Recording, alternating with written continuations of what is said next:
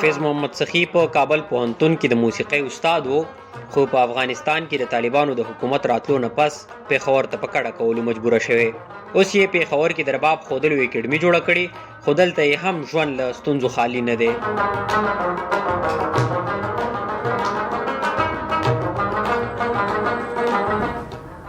ټوله دنیا موږ پېژني چې موږ فنکار یو.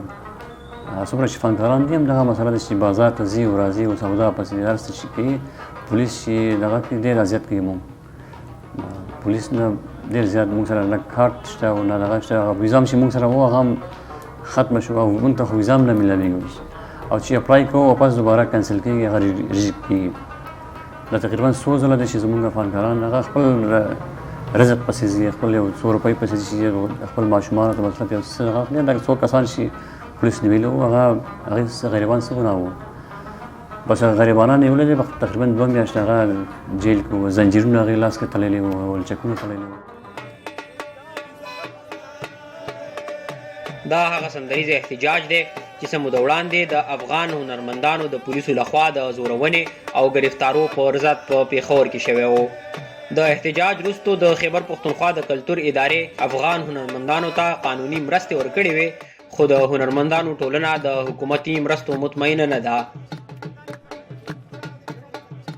کراچۍ کې اوس دا زموږ ملګري نیول شوي دي، هغوی دپاره زموږ د هغه ځای صدر شمس صاحب دا د منډې تړوخي د تېرې 40 ورځو نه اوس بیا تاریخ ته سبا اخري نو هغه هم لګیا دی هلې ځلې کوي.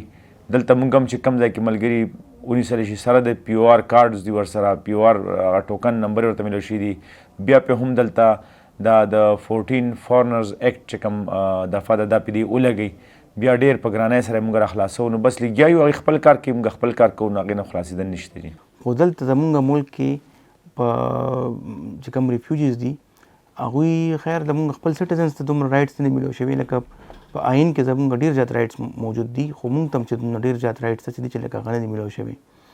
نو هغه شان دي زمونږ ریفیوجیز دي، هغه ریفیوجیز چې دلته راشي نو دلته خپل ادارې دي، هغه ادارو ته چې دوی تللی شي، دوی هلته باقاعده لکه خپل رایټس کلیم کولی شي او دلته چې دوی ښکلی ژوند تېرولی شي، تر څو پورې چې دوی د هغوی د ملک چې کوم حالات دي هغه حالات ټیک شوي نه وي.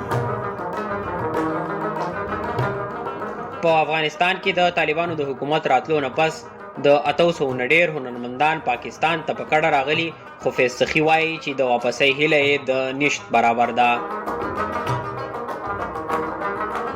موږ خو الله نه همیشه امید لرو چې د خیر سره وشي، خو بس دا ناممکنه ده چې فنکاران دوباره هلته لاړ شي، خپل ژوند آزاد وکړي.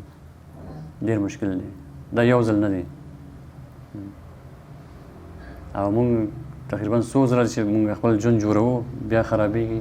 دا خو ډېره مشکل خبره ده چې یو انسان خپل ژوند جوړوي، زیرو نه چې سټارټ کوي ژوند، هغه 20 کاله خپل کور مور هر څه جوړوي که نه ختمه شي، بیا دوباره هغه څنګه جوړ کړي؟ ډېر مشکل دی.